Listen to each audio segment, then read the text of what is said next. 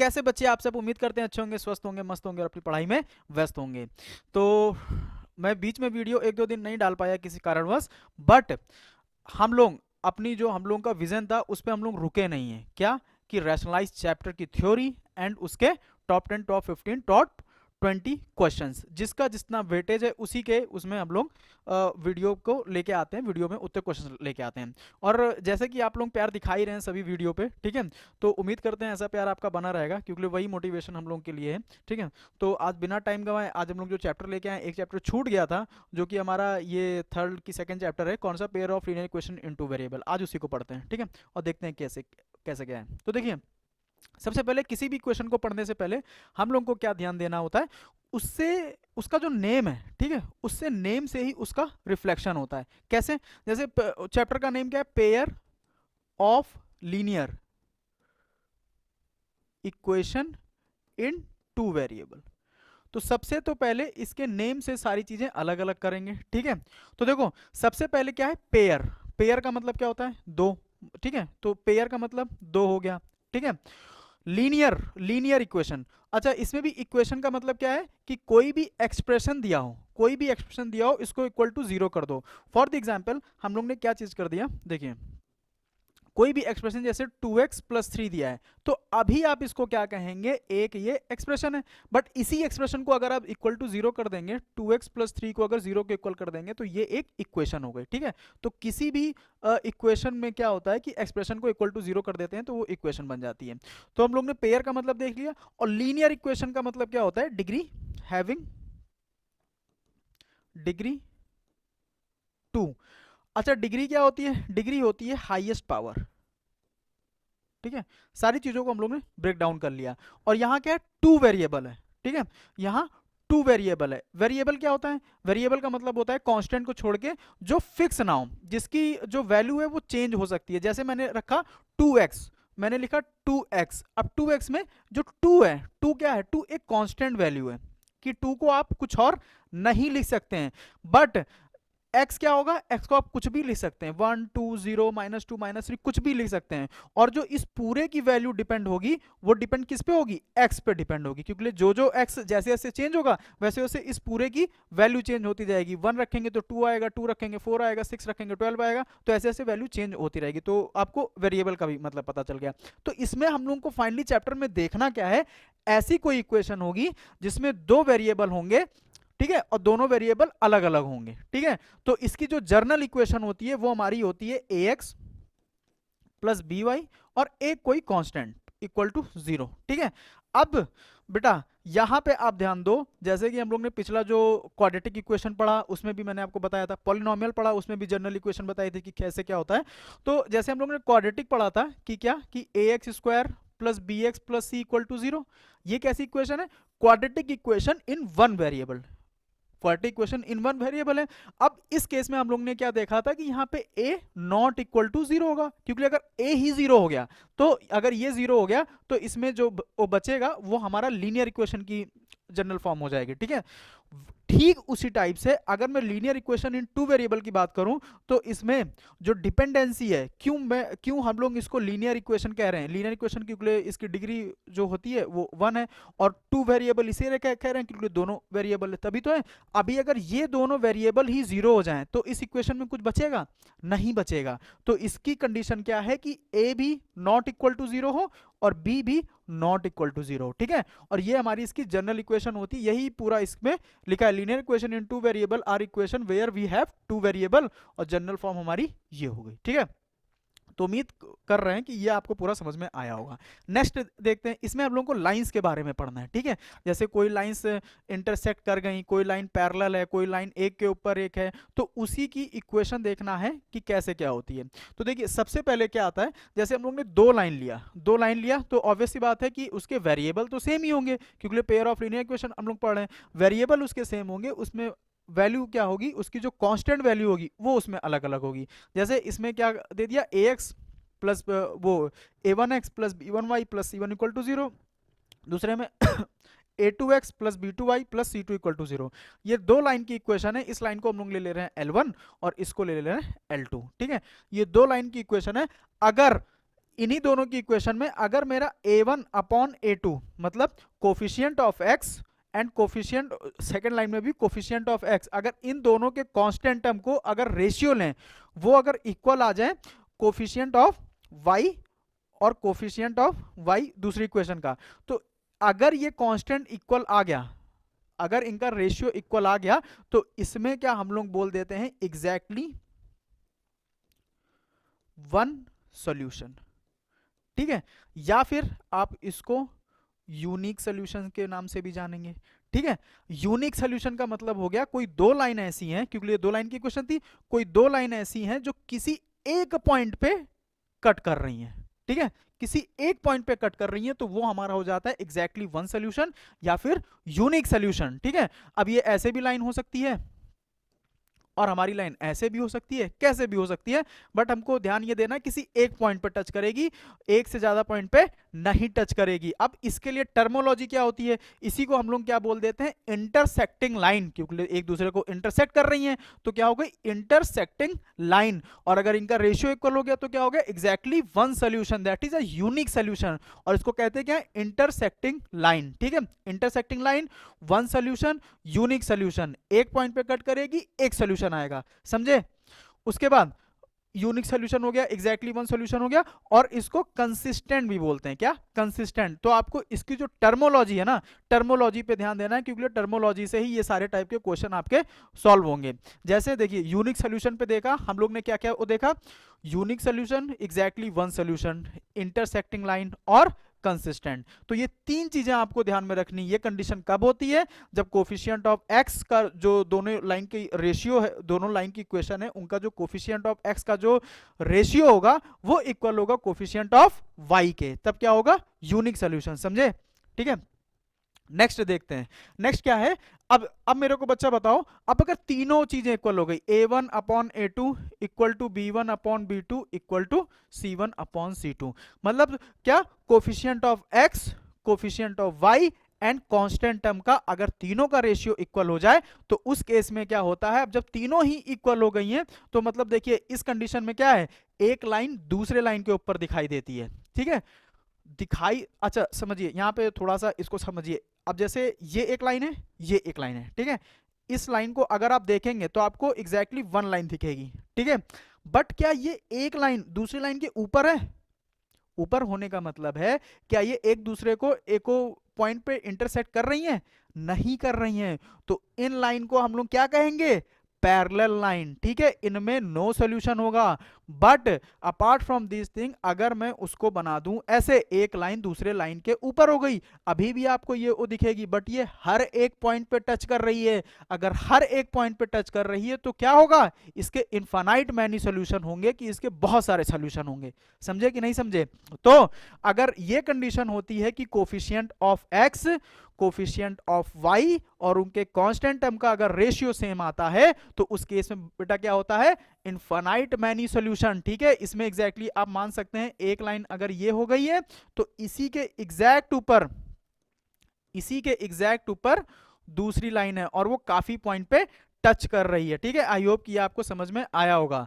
अच्छा अच्छा, इसको क्या कह देते हैं, देखिए इसको हम लोग ने क्या कहा था, कंसिस्टेंट, और सेम उसी वे में इसको कह देते हैं कोइंसिडेंट, कंसिस्टेंट और कोइंसिडेंट। तो अब उसी वे में हम लोग क्या देखते हैं कि तीसरा, अब देखिए पहले में क्या था कि रेशियो क्या था, यहां पे अगर मैं इसमें थोड़ा सा और आपको इलाबरेट करके बताऊं, तो ये जो रेशियो, इस रेशियो को, ये आपका कॉमन सेंस है। कॉमन सेंस क्या है कि अगर a1 upon a2 equal to b1 upon b2 है, अगर तीसरा पॉइंट नहीं लिखा है, मतलब जो तीसरा हमारा जो कांस्टेंट टर्म है उसके बारे में नहीं लिखा है, तो वो हमारा not equal to c1 upon c2 की कैटेगरी में।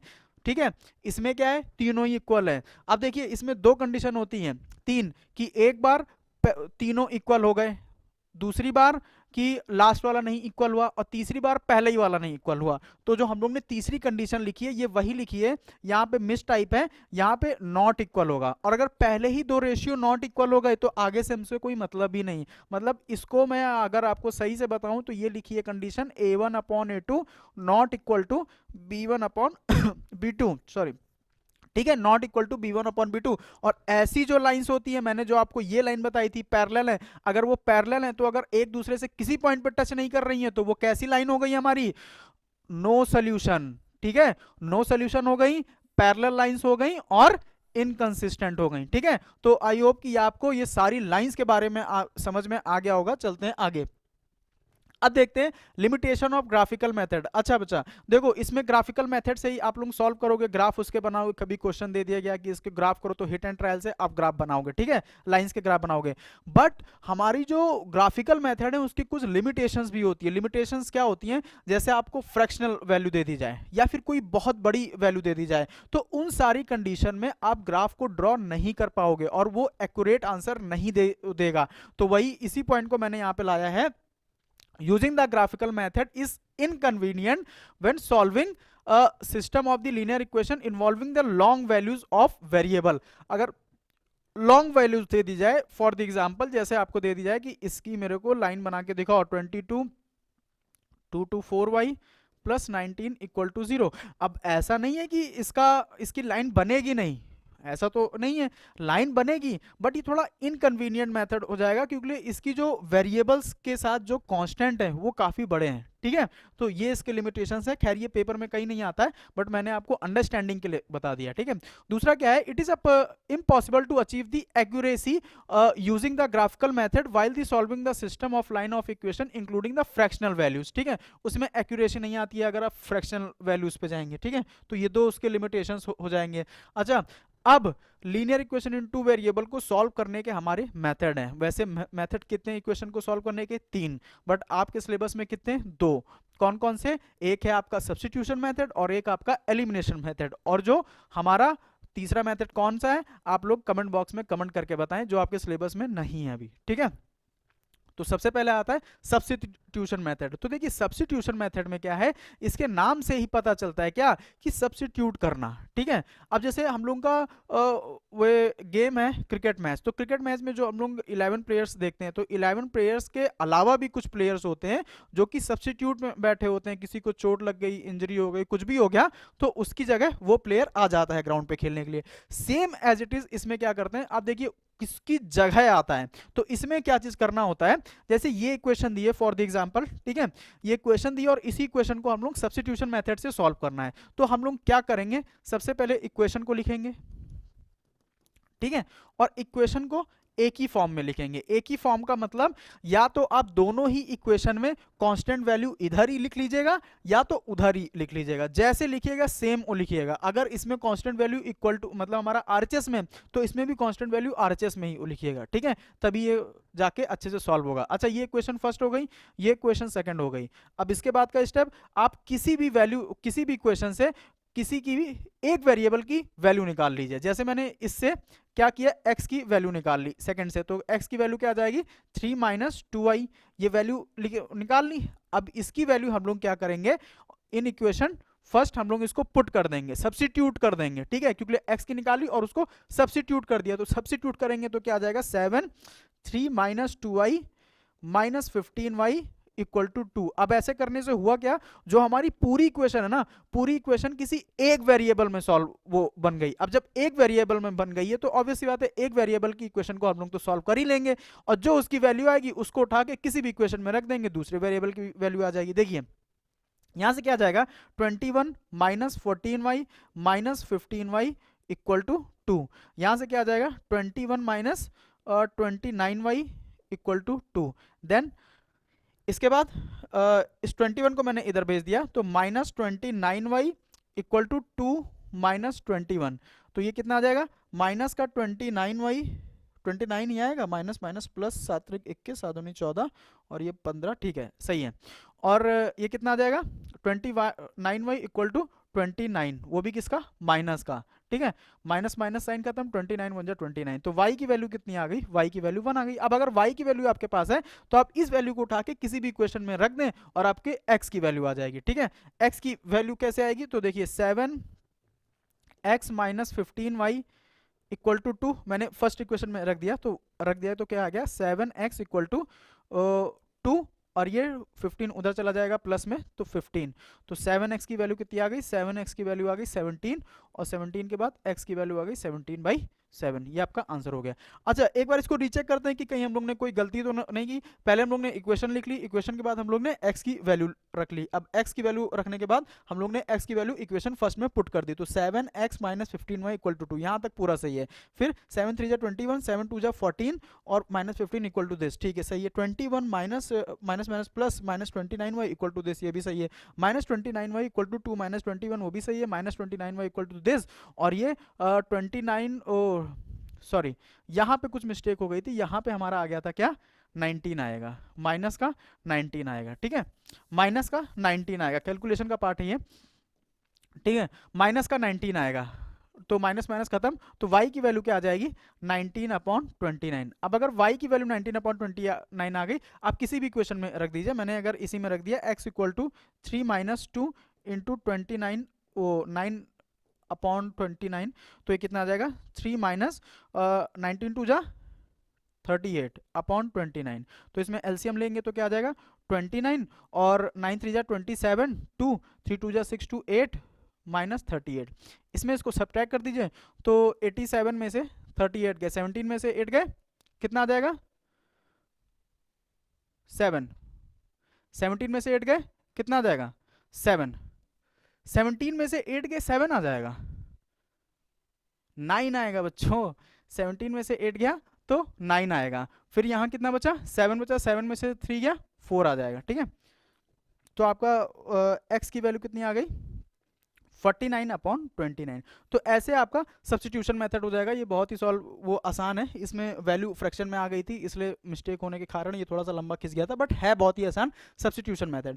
अगला मेथड कौन सा है, एलिमिनेशन मेथड। अब एलिमिनेशन मेथड देखिए, अच्छा एलिमिनेट का मतलब ही क्या होता है, उस चीज को हटा देना, किसी को हटा देना, कोई किसी पद पे है या कुछ है तो उसको एलिमिनेट कर देना। तो इसमें क्या हम लोग करते हैं, इसका मतलब आपने ऐसा नहीं है कि इस मेथड से क्वेश्चन को सॉल्व नहीं किया है, आपने छोटी क्लासेस में भी इससे क्वेश्चन को सॉल्व किया, बस वहां पे आपको नाम नहीं पता होता, ठीक है। और इसको हम लोग एक चीज और कहते हैं कि इक्वेशन को साइमल्टेनियस सॉल्व कर देना, मतलब एक साथ सॉल्व कर देना, वो भी इसी में आता है, मतलब सेम ही है दोनों नाम। अगर मैं यहां पे कह दूं साइमल्टेनियस सॉल्व करना, ठीक है, साइमल्टेनियस सॉल्व करना भी सेम ही है। अब कैसे, आप देखिए इसमें क्या करते हैं, किसी एक वेरिएबल को किसी एक वेरिएबल के कांस्टेंट को हम लोग इक्वल कर देते हैं और उसको एक साथ मतलब साइमल्टेनियस सॉल्व कर देते हैं। अब जैसे देखिए आप इसमें किसको इक्वल करना चाहते हैं, तो ये डिपेंड करता है कि आप इक्वेशन में किस वेरिएबल को इक्वल करना चाहते हैं। फॉर द एग्जांपल, अगर मैं चाहता हूं कि इस वेरिएबल में इन दोनों इक्वेशन में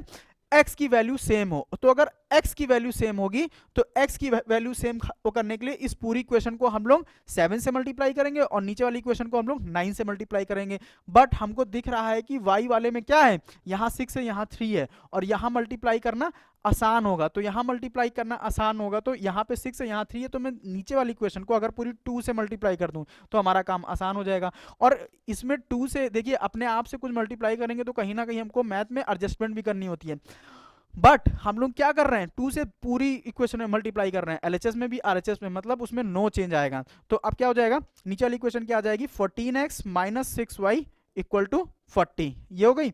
अच्छा पहली इक्वेशन क्या थी, पहली इक्वेशन भी लिख लेंगे, 9x minus 6y equal to 20।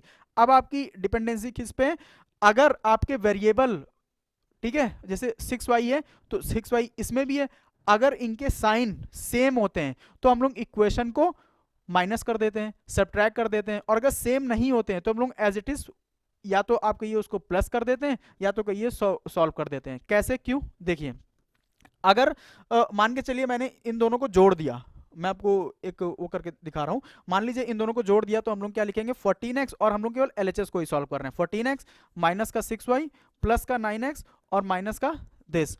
अब इसमें क्या हो जाएगा, ये हो जाएगा 23x और माइनस का 12y, कोई हमारा वेरिएबल सॉल्व ही नहीं होगा, ठीक है। अब हम लोग देखते हैं माइनस करके, सब्ट्रैक्शन करके, तो क्या लिखा 14x minus 6y minus 9x minus 6y, तो अब क्या होगा 14x minus 6y minus 9x plus 6y। तो अब देखिए एक वेरिएबल खत्म, अगर एक वेरिएबल खत्म तो हमारी क्वेश्चन किस में आ गई, सिंगल वेरिएबल में। और अगर सिंगल वेरिएबल में आ जाएगी तो हम लोग आसानी से क्वेश्चन को सॉल्व कर सकते हैं। बस इसमें क्या करेंगे, सब्ट्रैक्ट करेंगे, और सब्ट्रैक्ट करने पे क्या होता है, जो नीचे वाली क्वेश्चन जिसको भी आप माइनस कर रहे हो उसकी सारी की जो हमारे सिंबल्स होते हैं वो सारे चेंज हो जाते हैं। जैसे यहाँ 9x के साथ क्या प्लस है तो ये माइनस, और ये माइनस है तो प्लस, और ये प्लस है तो माइनस।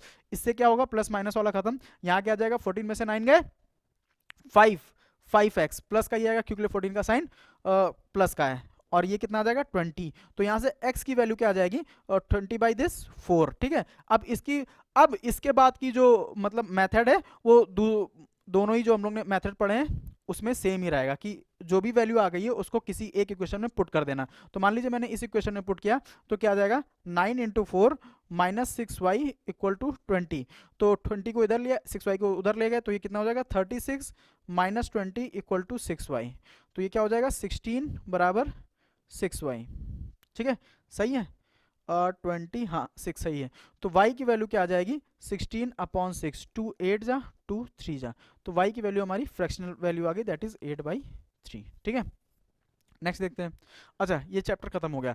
तो इसमें मैं अगर समराइज करूं तो हम लोग ने आज पढ़ा क्या क्या कि pair of linear equation in two variable का मतलब समझे, और मतलब के बाद हम लोग ने पढ़ा जो हमारी लाइन इंटरसेक्टिंग और कंसिस्टेंट और इनकंसिस्टेंट होती हैं उसके बारे में पढ़ा, और मेथड्स पढ़े to solve the any linear equation in two variable. ठीक है, ये 3 चीजें हैं इस चैप्टर में, और इस साल आपके जो रैशनलाइज सिलेबस में बस उसमें इतना ही है और कुछ नहीं है इस उसमें। तो इसके बाद हम लोग देखेंगे इसके क्वेश्चंस। ठीक है, वो डिसाइड करेगा कि हम लोग देखते हैं कि पिछले कुछ सालों में इसके कितने क्वेश्चंस आए, तो उसी के वेटेज के हिसाब से मैं इसके टॉप 20 या टॉप 10 या टॉप 15 क्वेश्चन लेके आऊंगा। और ये आप भी जान रहे हैं कि मैं जो क्वेश्चन लेके आता हूँ वो देखिए मैं स्टैंडर्ड या बेसिक को अलग अलग नहीं परखता हूँ, मैं दोनों को एक साथ लेके चल रहा हूँ कि चाहे वो स्टैंडर्ड वाला बंदा हो चाहे वो बेसिक वाला बंदा हो, दोनों ही सॉल्व करके चले। क्योंकि एक बात ये आपको भी पता होगी, अगर हमको 100 मीटर की रेस को दौड़ना है तो हमको 200 मीटर की प्रैक्टिस करके चलना होता है, तभी जाके आप दौड़ पाओगे। ठीक है, अन्यथा नहीं कर पाओगे। तो आज का साथ यहीं तक, मिलते हैं नेक्स्ट वीडियो में, तब तक के लिए जय हिंद।